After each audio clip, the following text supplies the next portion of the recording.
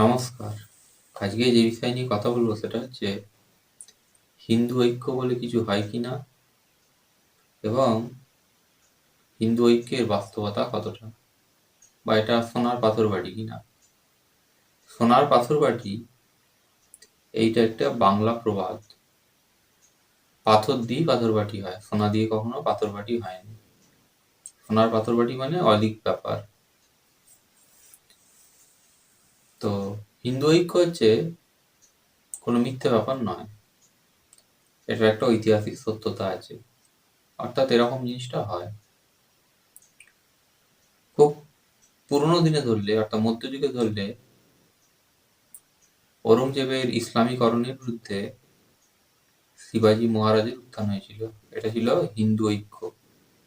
অর্থাৎ শিবাজীর পিছনে বিরাট সংখ্যক হিন্দু এসে দাঁড়িয়েছিল শিবাজীকে সমর্থন করতে ঔরঙ্গজেবের ইসলামীকরণের বিরুদ্ধে। ঔরঙ্গজেব গোটা ভারতকে মুসলিম রাষ্ট্রে পরিণত করার চেষ্টা করেছিলেন। যাই হোক, এটা ছিল হিন্দু ঐক্য। আবার আধুনিক কালে এলে, অর্থাৎ আধুনিক কালের সূচনায় দেখলে দেখা যায় যে সতীদাহ প্রথা নিয়ে যখন ইংরেজ আইন করে, সেই আইনের বিরুদ্ধে হিন্দুরা ঐক্যবদ্ধভাবে ধর্মসভা তৈরি করে। একদিনের ব্যবধানে অনেক টাকা চাঁদা উঠেছিল, আজকের ভাষায় ধরলে প্রায় লক্ষাধিক টাকা, ওই আইনকে খারিজ করার জন্য। তো প্রথম যে উদাহরণটা দিলুম, শিবাজির সঙ্গে ঔরঙ্গজেব, বা শিবাজির বিরুদ্ধে ঔরঙ্গজেবের বিরুদ্ধে শিবাজি, এটা ছিল রাজনৈতিক হিন্দু ঐক্য। আর ধর্মসভা প্রতিষ্ঠা, এই যে যেটা বললুম, এটা হচ্ছে হিন্দুর ধর্মীয় ঐক্য।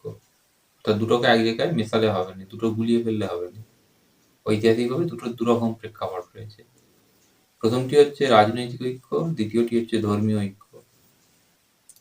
আবার কৌলিন্য প্রথা বিলোপের প্রশ্নে হিন্দুরা প্রায় সকলেই, একটা বড় সংখ্যক হিন্দু, বৃহৎ পরিমাণে হিন্দু বিদ্যাসাগরের পাশে দাঁড়িয়েছিল। এটাও ছিল ধর্মীয় একটা ঐক্য বা সামাজিক ঐক্য।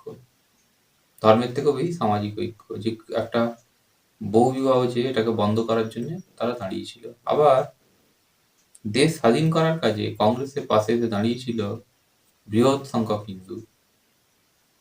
অন্য কোনো সম্প্রদায় সেভাবে নয়, মূলত হিন্দুরা দাঁড়িয়েছিল কংগ্রেসের পাশে। এটাও ছিল হিন্দু রাজনৈতিক ঐক্য। অর্থাৎ হিন্দু ঐক্য বলে একটা ব্যাপার হয় এবং সেটার চরিত্র বিভিন্ন সময় বিভিন্ন ধরনের, কখনো ধর্মীয়, কখনো রাজনৈতিক, কখনো সামাজিক, এইরকম। আবার অতি আধুনিক কালে, অর্থাৎ এই সময় এসে 2019-এ বিজেপি পশ্চিমবঙ্গে অনেকগুলো সিট পায়। মূলত তৃণমূল কংগ্রেসের বিরুদ্ধে হিন্দুরা ভোট দিয়েছিল বিজেপিকে। এটাও ছিল একটা রাজনৈতিকভাবে হিন্দু ঐক্য। তো সেইখান থেকে আজকে এখন বিচার করব যে হিন্দু ঐক্য আদৌ সম্ভব কিনা, বা সর্বাংশে সম্ভব কিনা। প্রথমে ইতিহাসের একটা অংশে যাই, সেটা হচ্ছে যেটা বলবো সেইটা, যে যে বিষয়টা বলতে যাচ্ছি, যে হিন্দু মুসলিমের ব্যাপার নিয়ে। দেশ যখন স্বাধীন হয়, বা দেশ স্বাধীনের পর কংগ্রেস যে শাসন ব্যবস্থা প্রবর্তন করে দেশে, সেটা ছিল ধর্মনিরপেক্ষ শাসন ব্যবস্থা। অর্থাৎ রাষ্ট্রের কোনো কাজে ধর্মের কোনো অংশ থাকবে না, বা ধর্মের কোনো ভূমিকা থাকবে না। সেটা আইন বিভাগ হতে পারে, সেটা বিচার বিভাগ হতে পারে, সেটা শাসন বিভাগ হতে পারে, সেখানে ধর্ম কোনোভাবেই থাকবে না। ধর্মকে প্রায় সর্বাংশে শূন্য করে দেওয়ার ব্যবস্থা করা হয়। এখন স্বাভাবিকভাবেই প্রশ্ন জাগবে যে ধর্মকে বাদ দেওয়ার ব্যাপার এলো তো, তা ধর্মের কি ধর্মটা কি খারাপ ছিল? ধর্মটাকে কি বাদ দেওয়া হলো যে? আধুনিক ব্যবস্থাটা কি ভালো বেশি? উত্তর হচ্ছে, কতকগুলো বিদেশি মূল্যবোধের ওপর দাঁড়িয়ে আধুনিক ভারত রাষ্ট্রের পতন হয়। সেই ব্যাপারে গেলে এখন অনেক বড় হবে জিনিসটা। তো যাই হোক, ধর্মকে সরিয়ে দেওয়া হয় বিভিন্ন জায়গা থেকে। ওই বিচার বিভাগে হলো কি, বিচারপতির কাছে, বিচার বিভাগে বা আইন, আদালতে হলো যেটা, যে গীতা ছুঁয়ে প্রতিজ্ঞা, এইটা রইল। কিন্তু বিচারটা যেটা হবে সেটা আইন মেনে হবে, যে সংবিধান থেকে তৈরি হওয়া যে বিভিন্ন ব্যাপার আছে, ধারা, সংবিধানের ধারা, তার ভিত্তিতে যে আইন, তার ভিত্তিতে হবে সবটা। সেখানে মনুসংহিতা বা এই জাতীয় ধর্মগ্রন্থের কোনো ভূমিকা থাকবে না। মুসলমানের ক্ষেত্রে ব্যাপারটা ওই একই রকম, প্রায় মোটামুটি একই রকম। তো এইটা হলো, এবং এইটার প্রভাব পড়লো হিন্দুর, মানে ভারতের বৃহত্তম যে সমাজ জীবন আছে তার উপরে। অর্থাৎ সরকার সমস্ত লোকের উপর চাপিয়ে দিল বা বলে দিল যে তোমরা এইরকম হিন্দু মুসলিম, হিন্দু খ্রিস্টান, মুসলিম খ্রিস্টান এইসব করবে না। তোমরা ধর্মকে নিজের বাড়ির মধ্যে, নিজের জীবনের মধ্যে আটকে রাখবে, সেটার প্রয়োগ ঘটাতে যাবে না। ফলে এটা হলুনি যে হিন্দুর দোকানে মুসলমান এলে তাকে বলা হবে যে তুমি মুসলিম দোকান থেকে জিনিসটা নেবে, বা কোনো অফিসে মুসলমান কর্মচারীকে নেওয়া যাবে না, এমনটা হলো না। দেখা গেল প্রায় সব রকম হচ্ছে। অর্থাৎ সমাজ জীবন থেকে রাজনৈতিক জীবন, এইসব জায়গাতে ধর্মের ব্যাপার রইল না।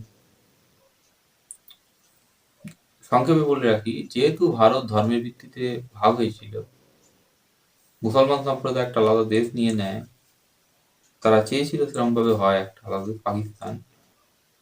তাই এই আধুনিক ব্যবস্থা, ধর্মনিরপেক্ষ ব্যবস্থায় মুসলমান বহুদিন পর্যন্ত অংশ নেয়নি। অর্থাৎ হিন্দুর দোকান থেকে সে মাল কিনতেও আসতো নি, সে তার দোকান থেকেই নিয়ে নিত।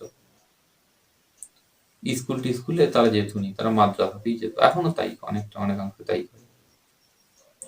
তারা তাদের ধর্মীয় যে ব্যাপারটা সেটাকে বজায় রাখার চেষ্টা করে।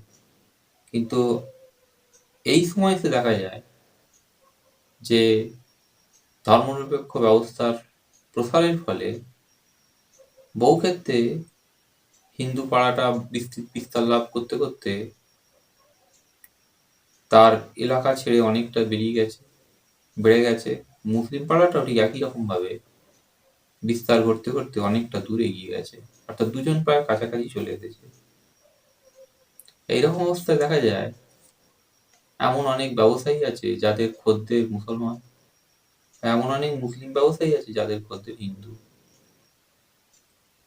তো যেখানে খদ্দের হচ্ছে মুসলমান, সেখানে ব্যবসায়ীর কাছে হিন্দু ঐক্য বললে সে হয়তো ঐক্যের নামে 2 পয়সা চাঁদা দেবে, কিন্তু সত্যিকারের ঐক্য সেখানে আটকে যাবে। কারণ কিছু হলে সে বলেই বসবে যে এটা আমার রুটি রুজির ব্যাপার, এখানে এসব করলে হবে না। তো এইটা হচ্ছে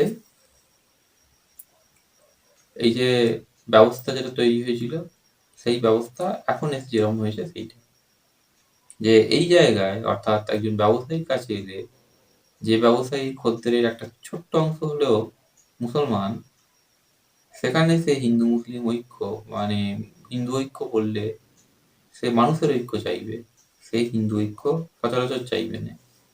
সেখানে সে বাধা হয়ে দাঁড়াবে। অর্থাৎ সেখানে সে চাঁদা দিতে পারে 2 পয়সা, কিন্তু খুব বেশি এটা নিয়ে উচ্চবাচ্য করবে না।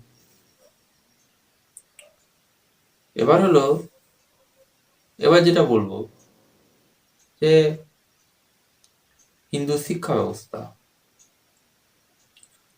মুসলমান আজও মাদ্রাসাতে একটা বড় অংশের মুসলমান পড়ে, এখানে মুসলিমের ব্যাপার নেই। কিন্তু হিন্দুর যে শিক্ষা ব্যবস্থা, আধুনিক যে শিক্ষা ব্যবস্থা, তার কোনো অংশে ধর্মের কোনো যোগ নেই, বা ধর্ম সেখানে থাকেনি।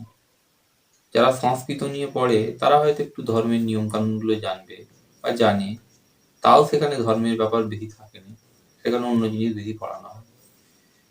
সংস্কৃতের যে টেক্সট থাকে সেগুলো যদিও ধর্মেরই ব্যাপার থাকে কিছুটা, যাই হোক সেগুলো থাক।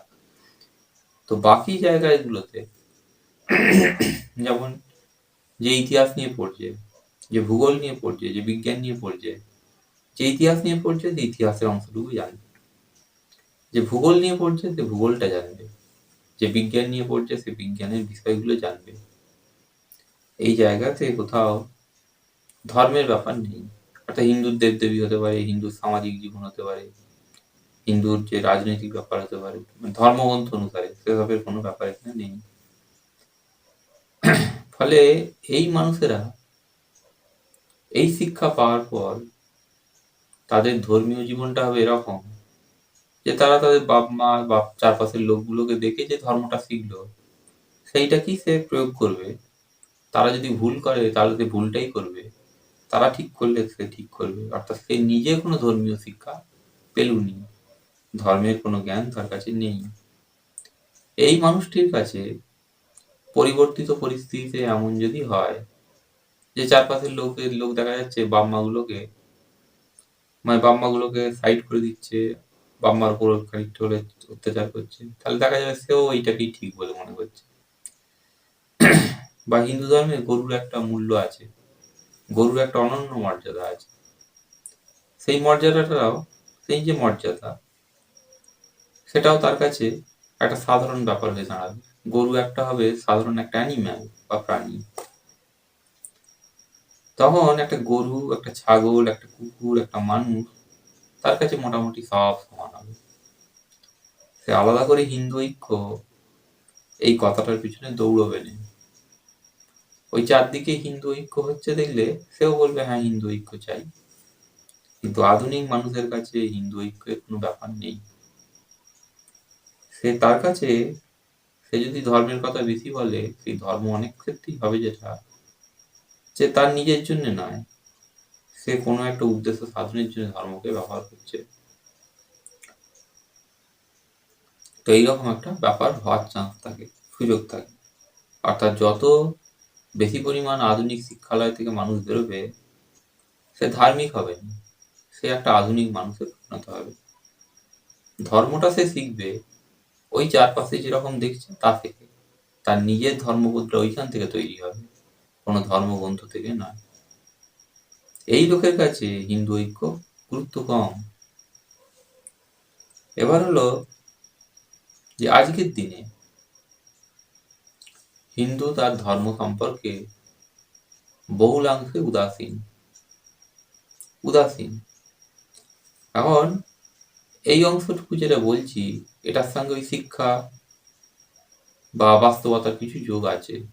প্রথমে আমরা একটা অডিও শুনবো। এই অডিওটা, এটা শুনুন। কদিন আগে আমরা কিন্তু ভাগাড়ের মাংসও খেয়েছি না জেনে, তাই না? তো যারা যারা বলছেন যে সে তো জানে সেখানে বিফ পাওয়া যায়, সে কেন সেখানে গেছে? আরে ভাই, কোথায় লেখা আছে যে যেখানে বিফ পাবে সেখানে কোনো হিন্দু মানুষ যাবে না? কোথাও তো লেখা নেই। সে সেখানে গেছে, সেখানে মাটন স্টিক অর্ডার করেছে, সে তো বিফ স্টিক। এইখানে দেখা যাচ্ছে যে কোনো এক ইউটিউবার হতে পারে, কোনো এক ফেসবুকার হতে পারে, সে গরু নিয়ে বা গোমাংস নিয়ে কিছু বলছে, যেখানে দেখা যাচ্ছে সে প্রথমে করছে, মানে বলছে যে কোথায় বলা আছে যে হিন্দু যেখানে গোমাংস রান্না হয় সেখানে যেতে পারবে না, বা কোথায় লেখা আছে, এইগুলো সে বলছে। তো এইরকম বলে সে ভিডিওটা করছে যে একটা দিন ছিল এরকম যে তারা নাকি ভাগাড়ের মাংস খেয়েছে, আর এইরকম জিনিসটাই যে এই যে ব্যাপারটা, এটা কোনো অবৈধ ব্যাপার নয়, যে যেখানে খুশি যেতে পারে। তো সবটুকুর মধ্যে এটা শুনলে একটা জিনিসই মনে হবে যে এই যে ইউটিউবার হতে পারে বা ফেসবুকার হতে পারে, হয় ব্যালেন্স করে কথা বলছে, অথবা এ নিজে ওই জিনিসে বিশ্বাস করে, অথবা এ ধর্ম জানেনি বা ধর্ম সম্পর্কে উদাসীন। হিন্দু ধর্মে গোমাংস নিষেধ, তো যাই হোক, এখন নিষেধ, কিন্তু এ বলছে যেখানে রান্না হয় সেখানে যাবে নিয়ে কোথায় লেখা আছে। একে যদি বলা হয় যে যাবে নিয়ে লেখা নেই, যাবে, সবই বুঝলো, তার সঙ্গে অন্য যেটা হবে সেটাও তাকে মানতে হবে। না, সে তো মাটন স্টেক অর্ডার করেছিল, সে কেন, তাকে কেন বিফ দেওয়া হবে? এই যে জিনিসগুলো, এগুলোর মধ্যে তার অজ্ঞতা লুকিয়ে আছে, অথবা সে ব্যালেন্স করছে কোনো একটা জায়গায়।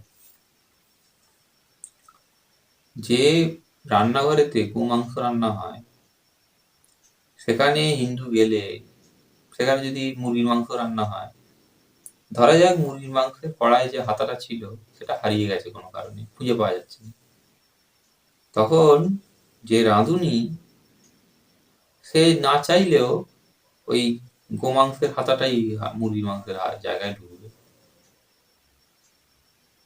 ফলে ধর্মীয় শুদ্ধতা এমনি নষ্ট হয়ে যাবে, যদি সে সত্যি সত্যি শুদ্ধতার পথে হাঁটতে চায়।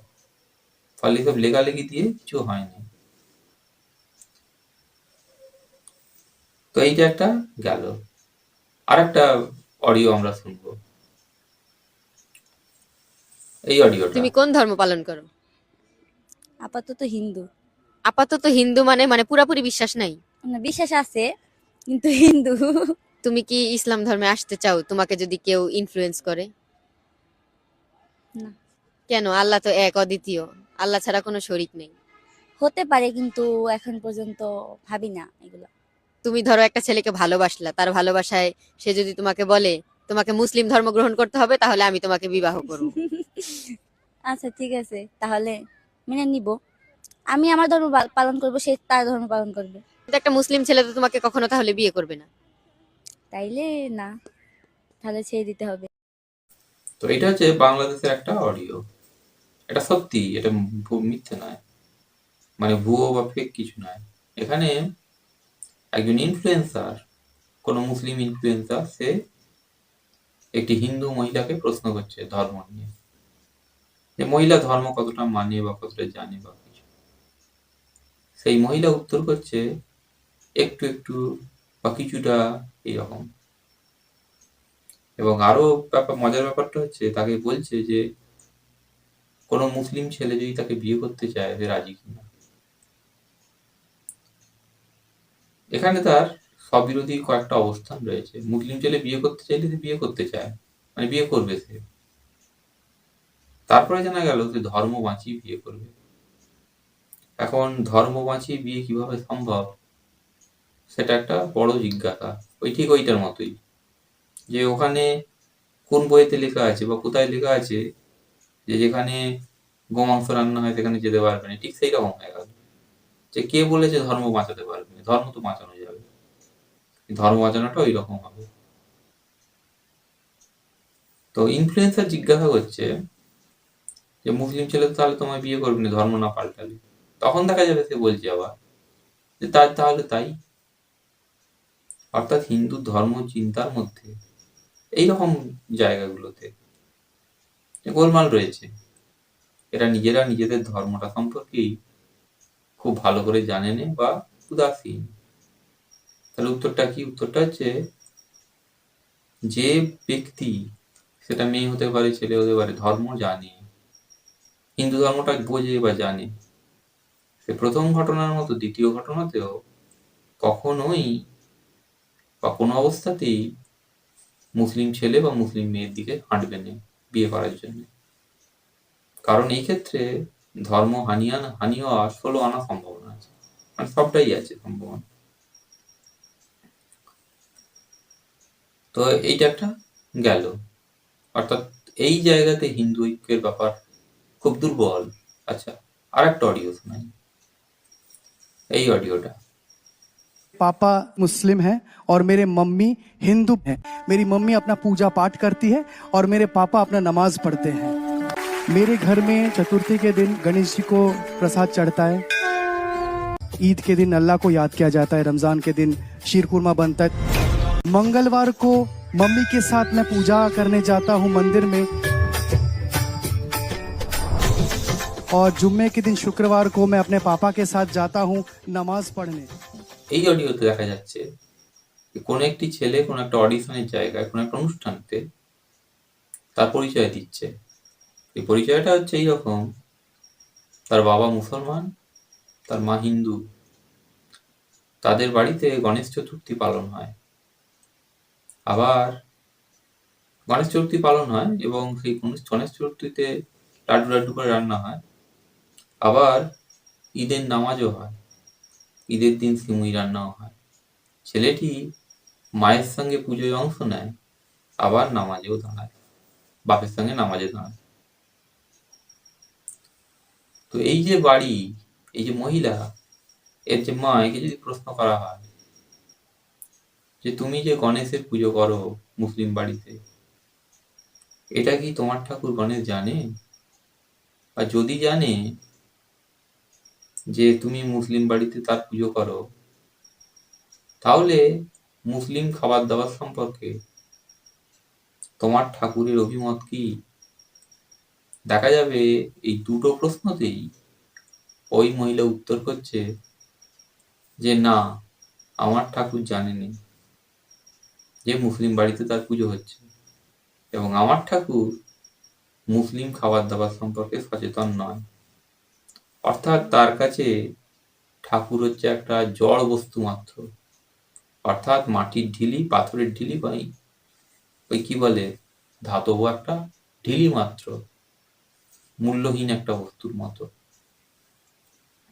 সে শুধু সংস্কারকে আঁকড়ে ধরে পুজো করছে মাত্র। তার বিশ্বাস তার দেবতা ওখানে খুশি।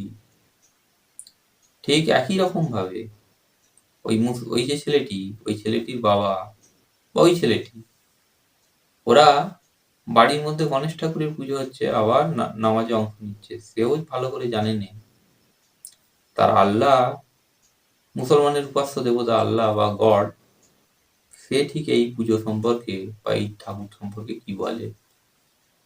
অর্থাৎ দুজনেই তার ধর্মকে, প্রকৃত ধর্মটাকে আড়াল করে নিজস্ব একটা ধর্ম পালন করছে।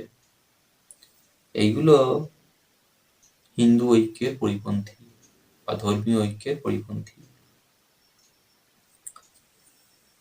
এগুলো তৈরি হচ্ছে কিন্তু ওই জায়গা থেকে, ওই যে হিন্দু পড়াশোনা আছে ওইগুলো। এবার হইল রাজনৈতিক নেতা নেত্রীরা। ভারত স্বাধীন হওয়ার পর থেকে আজ পর্যন্ত ভারতে প্রচুর রাজনৈতিক দল তৈরি হয়েছে। অনেক দল বিলুপ্ত হয়ে গেছে, অনেক দল আজও হয়েছে। প্রায় সব দল, একমাত্র কয়েকটি দল বাদ দিয়ে, যাদেরকে হিন্দুত্ববাদী বলা হয়, সেই সব দলগুলো বাদ দিয়ে প্রায় সব দল হিন্দুকে বিভিন্ন রকম ভাবে পথ দেখায়। এই যে পথ দেখানো, এগুলো সবই আসছে আধুনিক শিক্ষার পক্ষে দাঁড়িয়ে। অর্থাৎ আধুনিক শিক্ষা যেমন, তার সঙ্গে এই দলগুলোর কাজকর্মে মিল আছে, পথ দেখায়। অর্থাৎ আধুনিক শিক্ষা গ্রহণের পর একটা ছেলে যেমন করে চাকরি খোঁজে, যেমন করে বিয়ের কথা ভাবে, যেমন করে জীবনটা চালানোর কথা ভাবে, ঠিক তেমন করে দলগুলি তাদের কাজকর্ম সাজায়। তারা অত্যন্ত নিন্দনীয় কাজকেও তাদের আদর্শের আদলে ফেলে। যেমন একটা অডিও শুনতে হবে এখানে, এই অডিওটি। আরে নাম বাংলাদেশের দীপু দাস হোক, নাম বাংলাদেশের রিয়াজুল হোক, আমাদের কাছে দুজনেই শ্রমিক, দুজনেই ঘাম ঝরিয়ে খায়। এটি কোনো বাম নেত্রীর ভাষণের অংশ। বাংলাদেশে এই অডিওতে যেমনটি ছিল, সে বাংলাদেশে দীপু দাস বলে কোনো হিন্দু ছেলেকে ধর্ম পরিচয়ে পিটিয়ে পুড়িয়ে মারা হয়। ভেতরের কারণ যাই হোক, একটা বিরাট সংখ্যক মুসলিম জনতা এটা করে। সে সেইটাকে আরেকটি মুসলিম ছেলের হত্যার সঙ্গে মিশিয়ে তার কাছে সবই সমান, শ্রমজীবী মানুষ আহত হচ্ছে, নিহত হচ্ছে, এইভাবে সে কথা বলা শুরু করে। এইগুলো হিন্দুকে পথ ভুলতে সাহায্য করে, অর্থাৎ হিন্দু ঐক্যের পক্ষে দাঁড়ায়। এগুলো এই ঐক্যের পক্ষে যায় যে তার দলের পক্ষে গিয়ে ভোটটা যেন হয়, আর তার দলের দিকে জিনিসটা যাবে, হিন্দু ঐক্য হবে না। অর্থাৎ যে হিন্দু এইটা শুনবে, সে প্রথমেই এইভাবে বিচার করবে আমাদের উপর অত্যাচার হচ্ছে, ধর্মীয় কারণটা তার কাছ থেকে সরে গেল। অথচ ধর্ম একটা বড় ব্যাপার থাকে এখানে। এইটা তো এইরকম ভাবে বিচার করলে দেখা যাবে যে হিন্দু সমাজের একটা অংশের কাছে, সেটা খুব বড় না হলেও কি ছোট হলেও, তাদের কাছে বিষয়গুলো অর্থাৎ যে এতক্ষণ যা বললো এইগুলো এইভাবে উপস্থাপিত হয়। আবার গোড়া থেকে বলি যে দুটো সম্প্রদায় কাছে চলে এসেছে, এখানে মুসলিম বিদ্বেষের ব্যাপার নেই, কিন্তু ফ্যাক্ট হচ্ছে যেটা, যখনই কোনো সম্প্রদায় অন্য কোনো সম্প্রদায়ের সংস্পর্শে চলে আসবে, তখন একটি সম্প্রদায় ঐক্যবদ্ধ হতে চাইলেও সহজে হতে পারবেন। তো হিন্দুর কাছে মুসলমান চলে এসেছে। দ্বিতীয় ঘটনাটাই হলো ধর্ম সম্পর্কে উদাসীনতা আছে, অথবা ধর্মকে ঠিকভাবে সে জানেনি। 3 নম্বর হলো তার পড়াশোনাটা হচ্ছে আধুনিক পড়াশোনা, সেখানে ধর্ম থাকেনি। 4 নম্বর হলো রাজনৈতিক নেতানেত্রীরা তাদেরকে ভুল পথে পরিচালিত করে। এইগুলো এবার থাকে যে একজন হিন্দু ছেলে সে যদি লেখাপড়া শিখুক বা না শিখুক, সেও চায় একটা আধুনিক জীবনযাপনের মধ্যে দিয়ে যেতে। হিন্দু ঐক্য বলতে তার কাছে পরিষ্কার ধারণা নেই ঐক্যটা কোন ধরনের, অর্থাৎ রাজনৈতিক ঐক্য না ধর্মীয় ঐক্য না সামাজিক ঐক্য। ধরেই নেওয়া যায় রাজনৈতিক ঐক্য। তাহলে হিন্দু ঐক্যে কি হবে? আসলে হিন্দু ঐক্য, এটা হিন্দু যখন বুঝবে তখন ঐক্যবদ্ধ হবে। এটা কোনো সময়োচিত ডাক নয়, এটা হচ্ছে কালের একটা ধর্ম। যদি কখনো ঐক্যবদ্ধ হিন্দু হয়, সেটা তার প্রয়োজন থেকে হবে, যদি না হয় কিছু করারও নেই সেখানে। তো ধন্যবাদ, আজ এই পর্যন্তই।